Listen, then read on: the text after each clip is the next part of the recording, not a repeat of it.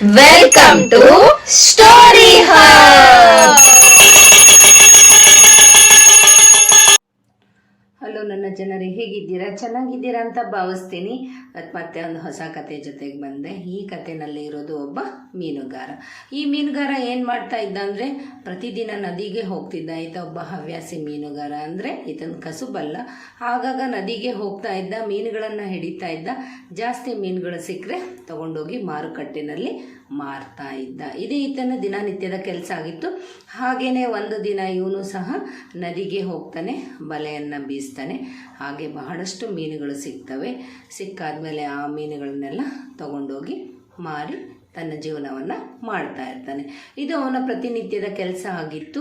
ಹೀಗೆ ದಿನಾಲೂ ಈತ ಈ ಕೆಲಸವನ್ನು ಮಾಡುವಾಗ ಒಂದು ದಿನ ಪ್ರವಾಹ ಬರುತ್ತೆ.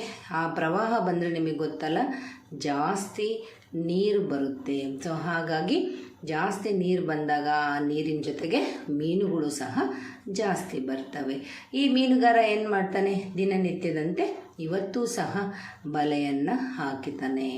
ಆ ಬಲೆಯನ್ನು ಹಾಕಿದಾಗ ಇವತ್ತು ಅವನಿಗೆ ಮೀನುಗಳು ಸಿಗ್ತವೆ. ಸೊ ಅವನು ಮಾರ್ತಾನೆ, ಮನೆಗೆ ವಾಪಸ್ ಹೋಗ್ತಾನೆ. ಹೋದ್ಮೇಲೆ ಅವನು ರಾತ್ರಿ ಆದಮೇಲೆ ಅವನೊಂದು ಕನಸು ಕಾಣ್ತಾನೆ. ಏನು, ತಾನು ಕನಸಿನಲ್ಲಿ ಒಂದು ದೊಡ್ಡ ಮನೆಯನ್ನು ಕಟ್ಟಿದ್ದಾನೆ, ಸಾಕಷ್ಟು ಹಣವನ್ನು ಮಾಡಿದ್ದಾನೆ, ಆಮೇಲೆ ಬಹಳ ಸಂತೋಷದಿಂದ ಜೀವನವನ್ನು ನಡೆಸ್ತಾ ಇದ್ದಾನೆ. ಅದು ಎಂಥ ಜೀವನ, ಐಷಾರಾಮಿ ಜೀವನವನ್ನು ನಡೆಸ್ತಾ ಇದ್ದಾನೆ. ಈ ಥರದೊಂದು ಕನಸನ್ನು ಕಾಣ್ತಾನೆ. ಅದೇ ಕನಸಲ್ಲಿ ಮತ್ತೆ ಯಥಾ ರೀತಿ ಬೆಳಗ್ಗೆ ಎದ್ದು ನದಿಗೆ ಮೀನನ್ನು ಹಿಡಿಯೋದಕ್ಕೆ ಹೋಗ್ತಾನೆ. ಇವನ ಮನೆ ಇದ್ದದ್ದು ಒಂದು ನದಿಯ ತೀರದ ಪಕ್ಕದ ಗುಡಿಸಲಲ್ಲಿ. ಹೀಗೆ ಹಾಕಿದಾಗ ಅವತ್ತು ಅಚಾನಕ್ಕಾಗಿ ಅವನಿಗೆ ಬಂಗಾರದ ಮೀನುಗಳು ಸಿಕ್ಬಿಡ್ತವೆ. ಅದರಲ್ಲಿ ಒಂದು ಮೀನು ಹೇಳುತ್ತೆ, ದಯವಿಟ್ಟು ನಮ್ಮನ್ನು ಬಿಟ್ಟು ಬಿಡು, ನಿನಗೆ ಬೇಕಾದ 2 ವರಗಳನ್ನು ಕೊಡುತ್ತೇನೆ ಅಂತ.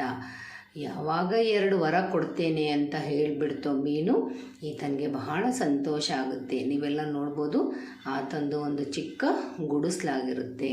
ಈಗಾಗಲೇ ಅವನು ಒಂದು ಐಷಾರಾಮದ ಜೀವನದ ಕನಸನ್ನು ಸಹ ಕಂಡಿರ್ತಾನೆ. ಅದಕ್ಕಾಗಿ ಅವನೇನು ಹೇಳ್ತಾನೆ, ಸರಿ, ನೀನು ನನಗೆ ವರ ಕೊಡೋದಾದರೆ ನನಗೆ ಏನಪ್ಪ ವರ ಕೊಡು ಅಂತ ಹೇಳಿದ್ರೆ, ನನ್ನ ಗುಡಿಸಲಿನ ಮನೆ ಇದೆಯಲ್ಲ, ಆ ಗುಡಿಸಲಿನ ಮನೆಯ ಜಾಗದಲ್ಲಿ ಒಂದು ದೊಡ್ಡ ಮನೆ ಆಗಬೇಕು. ಹಾಗೆಯೇ ನಾನು ದಿನಾಲೂ ಜೀವನಕ್ಕೆ ಉಪಾಯಕ್ಕಾಗಿ, ಜೀವನ ಸಾಗಿಸೋದಕ್ಕಾಗಿ ಪ್ರತಿದಿನ ಏನು ಮಾಡ್ತೇನೆ, ಮೀನುಗಳನ್ನು ಹಿಡಿದು ಜೀವನ ಮಾಡ್ತೇನಲ್ಲ, ನಾನು ಆ ರೀತಿ ಆಗಿರೋಂಥ ಜೀವನ ಬೇಡ, ನನಗೆ ಬಹಳಷ್ಟು ಹಣ ಬೇಕು ಅಂತ ಹೇಳ್ತಾನೆ. ಹಾಗೆ ಹೇಳಿದ ತಕ್ಷಣ ಆ ಮೀನು ಹೇಳುತ್ತೆ, ಸರಿ, ನಮ್ಮನ್ನು ನೀನೇನು ಮಾಡು, ಯಥಾ ಪ್ರಕಾರ ನದಿಗೆ ವಾಪಸ್ಸು ಬಿಟ್ಬಿಡು ಅಂತ ಹೇಳ್ತವೆ. ಅದೇ ಪ್ರಕಾರ ಅವನು ನದಿಗೆ ಮೀನುಗಳನ್ನು ಬಿಡ್ತಾನೆ. ಸರಿ, ಮನೆಗೆ ಹೋಗಿ ನೋಡ್ತಾನೆ, ಒಂದು ಪೆಟ್ಟಿಗೆ ತುಂಬ ಬಂಗಾರದ ನಾಣ್ಯಗಳು. ಇದನ್ನು ನೋಡಿ ಒಳಗೆ ಖುಷಿ ಪಡ್ತಾನೆ.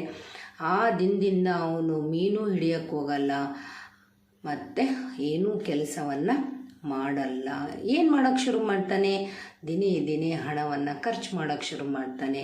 ಹೀಗೆ ಮಾಡ್ತಾ ಒಂದು ದಿನ ಅವನ ಹತ್ರ ಇದ್ದ ಹಣ ಎಲ್ಲ ಖಾಲಿ ಆಗಕ್ಕೆ ಬರುತ್ತೆ. ಆಗ ಅವನಿಗೆ ಗೊತ್ತಾಗುತ್ತೆ, ಒಂದೊತ್ತು ಊಟಕ್ಕೂ ಅವನಿಗೆ ಕಷ್ಟ ಆಗುತ್ತೆ. ಆವಾಗ ಅನ್ಕೊತಾನೆ, ಓಹೋ, ಆಲಸ್ಯದಿಂದ ಇದ್ದರೆ ಅಮೃತವೂ ಸಹ ವಿಷ ಆಗುತ್ತೆ. ಇದು ನನ್ನ ಜೀವನ ಅಲ್ಲ. ನಾನು ದಿನನಿತ್ಯದಂತೆ ಹೇಗೆ ಮೀನನ್ನು ಹಿಡಿದು ಮಾರುಕಟ್ಟೆನಲ್ಲಿ ಮಾರಿ ಜೀವನವನ್ನು ಮಾಡ್ತಾಯಿದ್ದೆ, ಅದೇ ನನ್ನ ಜೀವನ. ಕುಂತು ತಿಂದರೆ ಕೂಡಿಟ್ಟ ಹೊನ್ನು, ಒಂದು ಕುಡಿಕೆ, ಒಂದು ಗಡಿಗೆ ಹೊನ್ನಿರಲಿ ಖಾಲಿಯಾಗುತ್ತೆ. ಅದಕ್ಕಾಗಿ ದುಡಿದು ತಿನ್ನೋದನ್ನು ಅಭ್ಯಾಸ ಮಾಡ್ಕೋಬೇಕು ಅಂತ ಅನಿಸುತ್ತೆ. ಅವತ್ತಿನಿಂದ ಮತ್ತೆ ಯಥಾ ಪ್ರಕಾರವಾಗಿ ತಾನು ಮೀನು ಹಿಡಿಯೋ ಕೆಲಸವನ್ನು ಅವನು ಮುಂದುವರಿಸ್ತಾನೆ. ಈ ನೀತಿ ಪಾಠ ಏನು ಅಂತ ಅರ್ಥ ಆಯ್ತಲ್ಲ ಮಕ್ಕಳೇ? ಅಷ್ಟೇ, ದುಡಿದವನಿಗೆ ಬೆಲೆ ಜಾಸ್ತಿ. ಅರ್ಥ ಆಯಿತು ಅಂತ ಅಂದ್ಕೊತೀನಿ.